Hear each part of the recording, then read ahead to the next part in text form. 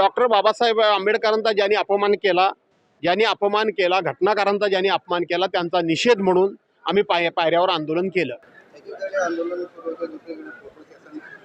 बरोबर आहे की आम्ही डॉक्टर बाबासाहेब आंबेडकरांचा ज्यांनी अपमान केला त्यांचा निषेध म्हणून आम्ही आंदोलन करतोय आणि त्याच वेळेला सत्ताधारी पक्षाचे लोक त्याच ठिकाणी बसून स्वतःचं फोटो सेशन करून घेत आहेत.